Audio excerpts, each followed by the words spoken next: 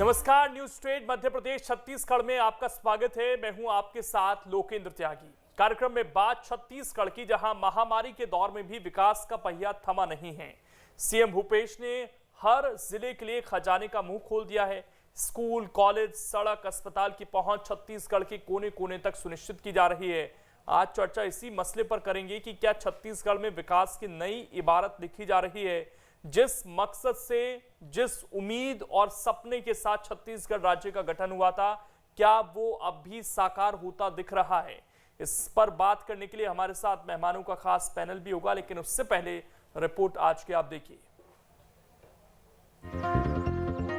देश की तरह छत्तीसगढ़ में भी कोरोना काल में जिंदगी अस्त व्यस्त हो गई है, लेकिन इस बीच सीएम भूपेश बघेल लगातार विकास कार्यों को गति देने में जुटे हुए हैं। हर वर्ग भूपेश सरकार के फोकस में है। मसलन आदिवासी, किसान, बेरोजगार जैसे वर्ग तो बिजली, पानी, सड़क, शिक्षा और स्वास्थ्य जैसे मुद्दे सरकार की प्राथमिकता में है। मतलब ऐसा कोई वर्ग या ऐसा कोई क्षेत्र शायद ही हो जो फिलहाल सरकार की प्राथमिकता में ना हो। यही वजह है कि महामारी के इस दौर में भी पिछले 15 दिनों में भूपेश सरकार ने हजारों करोड़ के विकास कार्यों का लोकार्पण कर दिया है। जानकारी के मुताबिक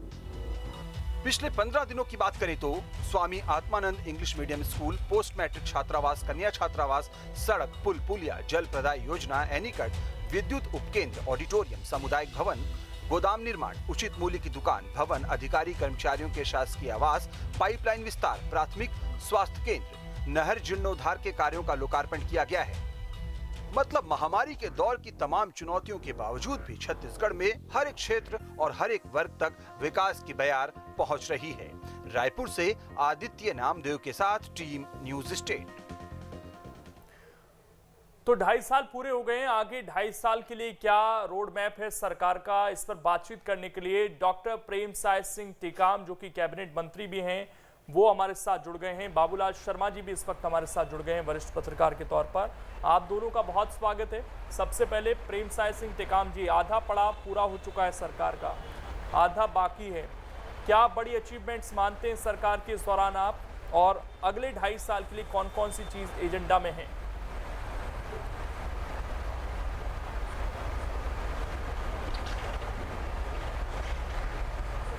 देखिए, छत्तीसगढ़ में कांग्रेस की सरकार बनने के बाद हमारे प्रदेश के मुखिया आदरणीय भूपेश बघेल जी, जो चुनाव में जो हम लोगों ने वायदा किया था प्रदेश के जनता के साथ, यहाँ के किसानों के साथ, सरकार बनते ही हम लोगों ने कर्जा माफ़ी किया, उनके फसल का उचित मूल्य मिले, इसके लिए 2500 रुपया प्रति कुंटल के दाम से हम लोगों ने उसकी खरीदी की। तो अब अगर देखें तो छत्तीसगढ़ में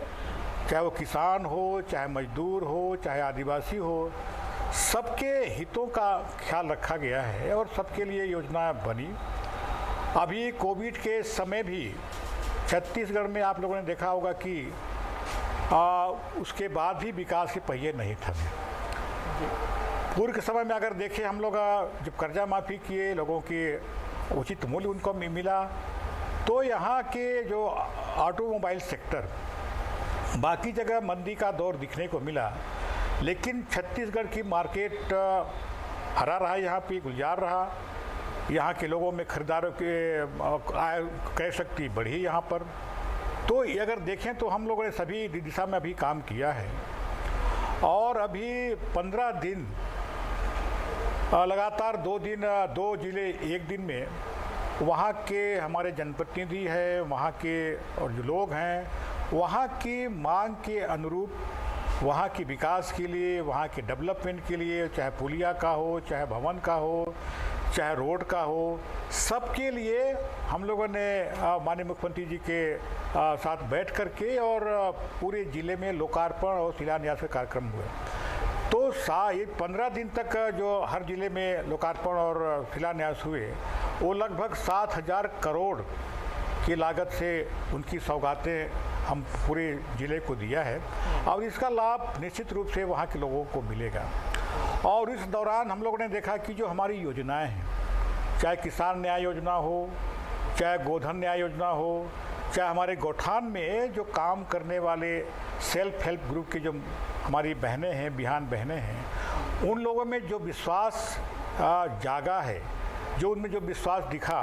कि हम लोग आर्थिक उन्नति के स्वरूप में यहाँ पर रहकर हम लोग जो शासन की योजनाएं हैं उनको आगे बढ़ाकर हम लोग कर सकते हैं। लोगों में एक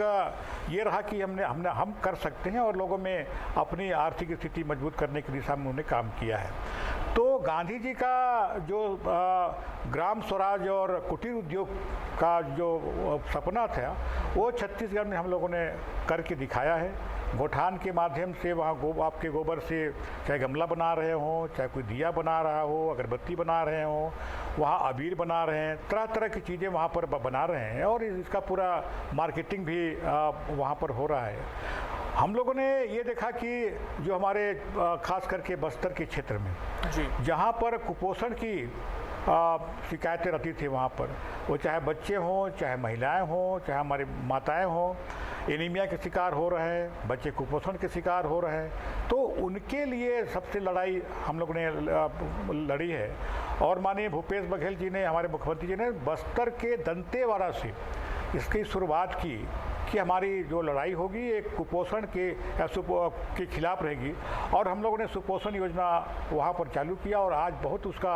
लाभ लोगों को मिल रहा है। दंतेवाड़ा में आपके वहाँ पर डी मार्ट करके वहाँ पर एक कपड़े की बनाने की वहाँ पर शुरुआत की गई थी वो, और उस कपड़ा बाहर के प्रदेशों में चाहे वो बेंगलोर में भी बिक रहा है। तो और जो गौठान के माध्यम से और जो इस प्रकार की योजना बनाकर लोगों की आर्थिक उन्नति किस प्रकार से हो सकता है, इस दिशा में काफ़ी हम लोगों ने काम किया है। कोरोना के समय वनोपज की खरीदी जो सबसे बड़ी हमारे वनोपज का यहाँ पर एरिया है यहाँ पर, और पूरे देश में जितना वनोपज की खरीदी हुई उसका लगभग 70% छत्तीसगढ़ में लोगों की जो खरीदी हुई और उसका आय सीधे सीधे हमारे जंगल क्षेत्र में रहने वाले हमारे आदिवासी भाइयों को और हमारे बाकी लोगों को मिला। तो जो पहले 7 वनोपज की खरीदी होती थी अब आज 52 वनोपज की खरीदी हो रही है और उसके जो कीमत था उसको भी हम लोग ने बढ़ाया है। महुआ का रेट उसमें बढ़ाया, तेंदुपत्ता का रेट जो 2500 रुपया प्रति मानिक बोरा था उसको बढ़ा के 4000 रुपये प्रति मानिक बोरा किया। उसकी जो बीमा जो बंद हो गई थी हमने बीमा वहाँ चालू किया। तो हर क्षेत्र में छत्तीसगढ़ में अच्छा काम हो रहा है। हम लोगों ने अभी आपके राजीव गांधी भूमिहीन मजदूर के न्याय, जिनके पास ज़मीन नहीं है लेकिन मजदूर है, उनके लिए भी योजना बना रहे हैं। तो हमारे मुख्यमंत्री जी का सोच कि चाहे वो मजदूर हो, गरीब हो, आदिवासी हो, किसान हो, सभी के, चाहे हमारे महिलाएं हो, सभी के लिए हमने योजना बनाकर और इस देश को, इस प्रदेश को एक अच्छी उन्नति की ओर ले जाना चाहते हैं। और इसका अभी हम लोगों ने देखा है कि लोगों में जो आत्मविश्वास बढ़ा है, जो सरकार के प्रति जो विश्वास बढ़ा है, आदरणीय भूपेश बघेल के प्रति जो विश्वास बढ़ा है, वो हमको झलकी रूप में उसमें दिखा और सब लोग कहा कि हमने आपके ये जो काम किया। तो तमाम चीज़ें अगर देखें तो एक नया छत्तीसगढ़ मॉडल के रूप में इसको हम देख रहे हैं। और इसका यहाँ पर जो गौधन ने आज हम लोग जो शुरू किए थे तो अन्य प्रदेश के लोग भी यहाँ पर आए देखने के लिए कि कैसे यहाँ पर काम हो रहा है। और छत्तीसगढ़ एक पहला जो राज्य होगा जहाँ पर गोबर की खरीदी हो रही, तो गोबर की खरीदी से भी लोग जुड़ रहे हैं। और गोबर बेचकर कई लोग मोटरसाइकिल कोई खरीदा, कोई गाय खरीदे, कोई अपने घर के लिए कोई गहना खरीदा है, कोई खेत खरीदे। तो तरह अब जो इनका लाभ लोगों को जो मिल रहा है, ये सबसे बड़ी हमारी उपलब्धि रही। और आगे आने वाले समय में भी हम लोग और अच्छे ढंग से जितने हमारे जो घोषणाएं हम लोग ने किया है, जिनका शिलान्यास हुआ है, उन सबको काम को कराएंगे ताकि सभी जिले में समान रूप से वहाँ पर उसकी बढ़ोतरी हो। हम लोगों ने शिक्षा के क्षेत्र में एक अभूतपूर्व जो काम हुआ है कि हर माँ बाप का सपना होता है कि उसका बच्चा अच्छे से अच्छे स्कूल में पढ़े, लेकिन जो अच्छे स्कूल हैं, बड़े स्कूल हैं, जो अच्छे अंग्रेजी माध्यम के जो स्कूल हैं, उसका फीस इतना अधिक रहता है कि गरीब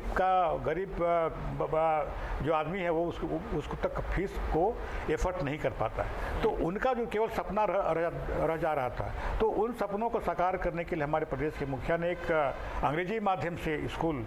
स्वामी आत्मानंद इंग्लिश मीडियम स्कूल की शुरुआत की है। और पूरे प्रदेश में पहले 52 हम लोगों ने शुरुआत किया था और उसको बढ़ाकर हर ब्लॉक में हम लोगों ने इसकी शुरुआत की है और 171 अंग्रेजी माध्यम के स्कूल हम लोगों ने संचालित किया है। अभी हम लोगों ने जो कार्यक्रम हो रहा था उसमें बच्चे क्या फराटेदार अंग्रेजी बोल रहे थे वहाँ पे, तो लगा कि हमको उनको विश्वास बढ़ा है और हमको भी विश्वास हो रहा है कि हम जो योजनाएं बना रहे हैं, हम जो कार्यक्रम दे रहे हैं, उसका लाभ यहाँ के लोगों को सबको मिल रहा है और लोग आगे बढ़ रहे हैं अपनी कमाई करके और आर्थिक उन्नति में अपना सहयोग दे रहे हैं। ठीक, बाबूलाल शर्मा जी जो स्वराज की बात कह रहे हैं कि हमने ग्रामीण इलाकों में अपनी पहुंच बनाई है, ये 2.5 साल ऐसे रहे सर, इसमें पिछले 1.5 साल से तो हम देख रहे हैं कोरोना ही चल रहा है, उससे पहले लोकसभा चुनाव थे तो आचार संहिता लगी हुई थी, ये तमाम दिक्कतें आई, उसके बावजूद आप इन 2.5 सालों में सरकार के कामकाज को किस तरीके से देखते हैं? क्या वाकई वो ग्राम स्वराज का जो सपना सरकार बता रही है वो दिखाई देता है आपको गाँव में? तो यहाँ किसान मुख्यमंत्री होने की वजह से किसानों पर विशेष ध्यान दिखाई देगा आपको। आप देखिएगा कि पूरी योजनाओं में 80 से 90% योजनाएं जो है वो किसानों पर आधारित योजनाएं हैं, किसानों को लाभ पहुंचाने वाली योजनाएं हैं, किसानों की जेब में पैसे सीधे पहुंचाने की योजनाएं हैं। ये एक बहुत महत्वपूर्ण विशेष बात जो है छत्तीसगढ़ के साथ जुड़ी हुई है। प्रेमसाय सिंह जी ने बहुत सारी बातें अभी बताई। ये 15 दिनों के अंदर में जो है उनका टारगेट जो है और बढ़ाने का प्रयास जो है वो दिखा है भूमिहीन किसानों के, जिसको थोड़ा सा हम चाहेंगे कि आपका फ्रेम ठीक से आ जाए सर, वापस लौटते हैं आपके पास। प्रेमसाय सिंह जी, आपके पास जो सबसे बड़ा विभाग है वो है सर शिक्षा का, और कोरोना में बहुत डिस्टर्ब हुई है सर शिक्षा, तो आगे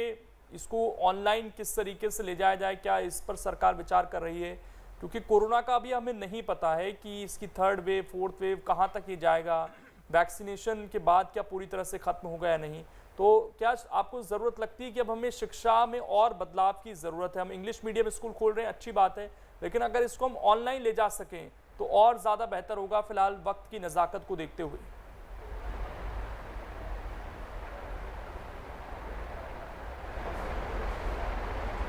नहीं, देखिए कोरोना की वजह से हमारे स्कूल पिछले 1.25 साल से बंद हैं, तो उसमें हमारे जो बच्चे हैं वो पढ़ाई में पीछे न रहें, उनकी पढ़ाई प्रभावित न हो, तो ऐसे समय में हम लोगों ने ऑनलाइन शिक्षा की व्यवस्था की कि ऑनलाइन पढ़ाई की जाए। और हमारे देश में नहीं, सभी जगह, हमारे प्रदेश में सभी जगह ऑनलाइन पढ़ाई की जा रही थी। और ऑनलाइन पढ़ाई जहाँ पर कनेक्टिविटी अच्छी है, जहाँ पर लोगों के पास सुविधाएं हैं, वहाँ ऑनलाइन पढ़ाई अच्छी से हो रही है। और जहाँ कनेक्टिविटी गांव देहात एरिया है वहाँ पर नहीं हो पाता है, तो वहाँ पर हम लोगों ने पढ़ाई तुम्हार द्वार, पढ़ाई तुम्हार पारा और नया नवाचार करके, पिछले बार आप लोग सब देखा होगा, आप सभी टीवी के माध्यम से,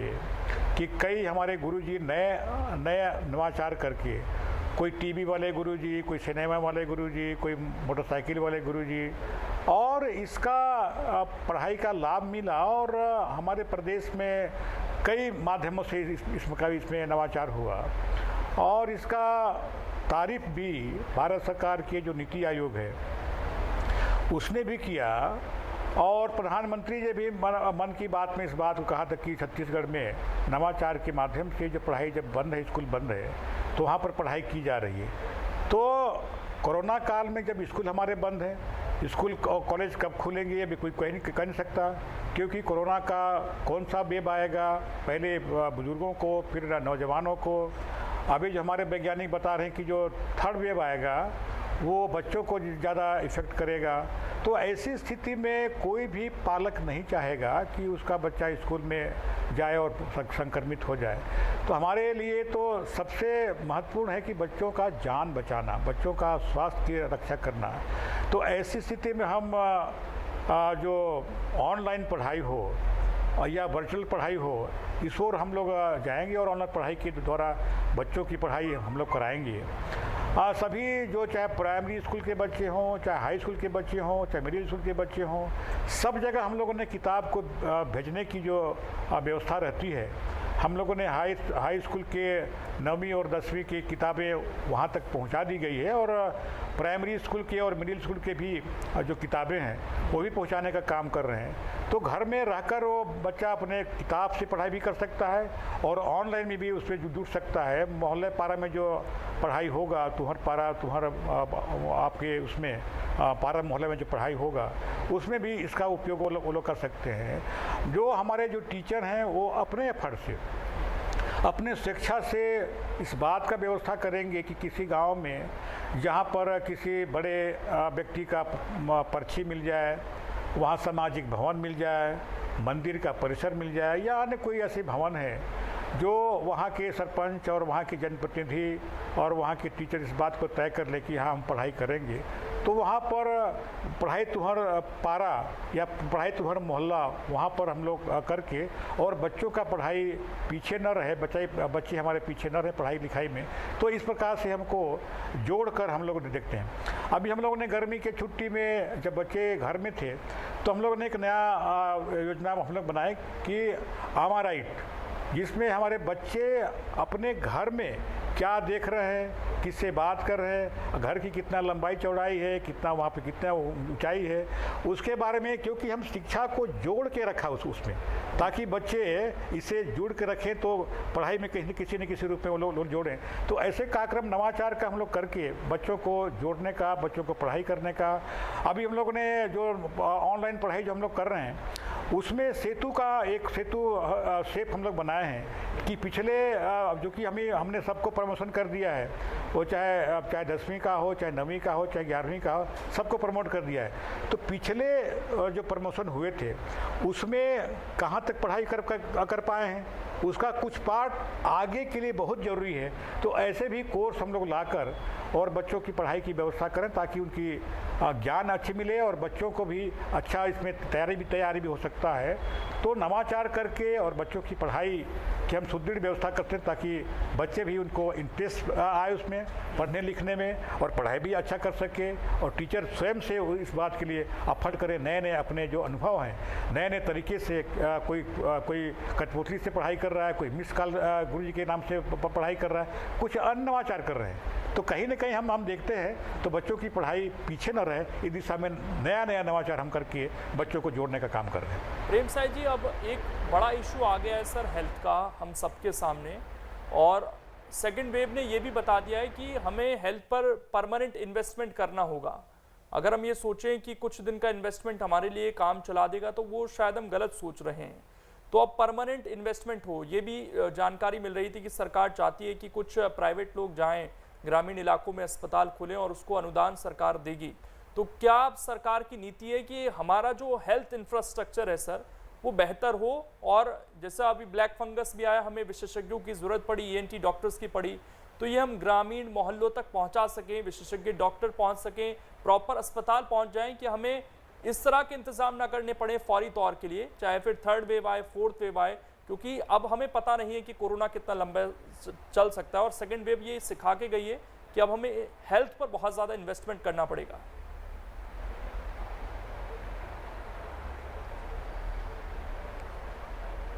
नहीं देखिए साहब, इसमें अभी आपने देखा होगा कि जो सेकेंड वेव आया था वो काफ़ी खतरनाक और काफ़ी इस प्रकार के था, खतरनाक था, लेकिन उसको हमारे मुख्यमंत्री जी ने लगातार बैठकें करके हर जिले के सामाजिक लोगों से, जो छोटे कर्मचारी हैं, हेल्थ के जो डॉक्टर है, मेडिकल स्टाफ है, पैरामेडिकल स्टाफ है, जो रेवेन्यू के लोग हैं और समाज के लोग हैं, सबसे बात करके कि हम कैसे इसको व्यवस्थित कर सकते हैं, कैसे इसको हम जीत सकते हैं। और उन्हें काफ़ी कुछ किया उसमें, और इतना पीक में था अपना छत्तीसगढ़, लेकिन लग रहा था कि ये संभलेगा नहीं, लेकिन माननीय मुख्यमंत्री जी के सूझबूझ से निश्चित रूप से यहाँ पर हम लोग इसको जीत पाए और आज कम हुआ है। और हम लोगों ने आगे आने वाले वेव के लिए भी पूरी तैयारी हर जिले में, हर ब्लॉक में अलग से उसको क्या व्यवस्था हो सकता है, क्या बेड की व्यवस्था हो सकती है, क्या चाइल्ड केयर की व्यवस्था हो सकती है, कितना वहाँ स्टाफ होगा वहाँ पर, ये सारे चीज़ें का हम लोगों ने व्यवस्था किया है और पूरा चुस्त व्यवस्था की है कि अगर थर्ड वेव अगर आता है तो उसका मुकाबला हम लोग कर सकते हैं। ग्रामीण क्षेत्र में किस प्रकार की व्यवस्था रहेगी, अभी जो समाचार पत्रों में जो आया जिसका वो आपने उल्लेख किया है, ये एक विचार इसमें आया है कि हम जैसे इंडस्ट्री लगाते हैं, इंडस्ट्री लगा के हम बेरोजगार हैं उनको रोजगार देने की काम करते हैं, वहाँ क्या उसकी आवश्यकता है उस रूप में हम वहाँ पर उसकी करेंगे। तो हेल्थ के बारे में भी सोचा जा रहा है कि हम जो प्राइवेट हैं उनको जैसे उद्योग के लिए लोन मिलता है, उद्योग के लिए जैसे फैसिलिटी मिलती है, तो वहाँ पे अगर कोई डॉक्टर वहाँ पे अपना क्लिनिक खोलना चाहता है वहाँ पर, तो जब भी नए हमारे बहुत से मेडिकल कॉलेज खुल गए हैं, बहुत से नर्सिंग कॉलेज खुल गए हैं, वहाँ से जो निकलेंगे उनको इमीडिएट उनको कोई नौकरी नहीं मिलता है, तो ऐसे वहाँ पर जो बेरोजगार होंगे, कोई नर्सेस होगा, कोई एनएम होगा या कोई और कोई होगा, तो वहाँ पर उसको रोजगार वहाँ पर मिलेगा। और जिस प्रकार से इंडस्ट्री को हम प्रायोरिटी देते हैं कि आप रिमोट एरिया में खोलोगे तो आपको इतना छूट रहेगा, टैक्स में इतना छूट रहेगा, ज़मीन इतना दे देंगे, इस प्रकार के, तो ये पूरा अभी बन के पूरा कैबिनेट में आएगा, कैबिनेट में पूरा उसकी चर्चा होगी, क्या स्वरूप होगा, क्या किस प्रकार से उसका उपयोग होगा, कैसे लोगों को उसका लाभ मिलेगा, क्योंकि कई बार ऐसा होता है कि अब मेडिकल फैसिलिटी वाले कि दूर एरिया में नहीं है लेकिन वहाँ पे वो शहर में आ रहा है, तो बिल्कुल ये एक अच्छा प्रयास है। मैं इस पर एक रिएक्शन बाबूलाल जी का ले लेता हूँ। बाबूलाल जी, जिस तरीके से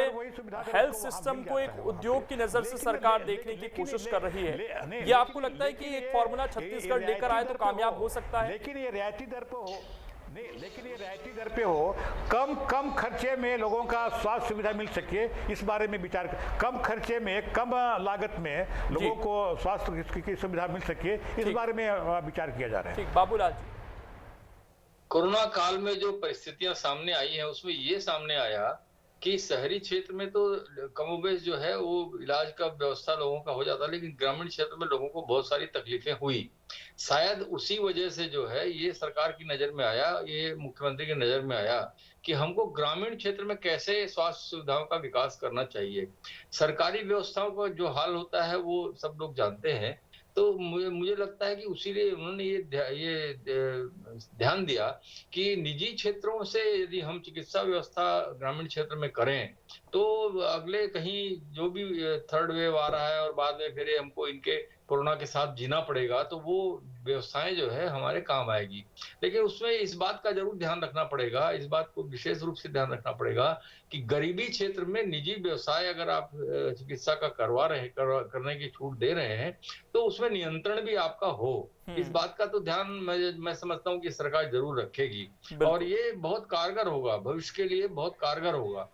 और मैं जो आपका जो आज का उद्देश्य है ये जो डिबेट का, उस डिबेट का उद्देश्य जो है उसमें एक ही चीज कहना चाहूंगा कि भविष्य में जो है निश्चित रूप से हेल्थ पर ही ज्यादा ध्यान देना होगा और कुछ बातें ऐसी हैं जिस पर ध्यान देना होगा। और बिल्कुल हेल्थ पर ध्यान देना बहुत जरूरी है। सर, समय मेरे पास इतना ही है, माफी के साथ मैं रोक रहा हूं। आप दोनों का बहुत बहुत शुक्रिया जुड़ने के लिए और छत्तीसगढ़ के लिए सरकार का रोड मैप क्या है ये समझाने के लिए। फिलहाल छोटे से ब्रेक लिए यहाँ पर रुकेंगे, खबरें लगातार जारी हैं।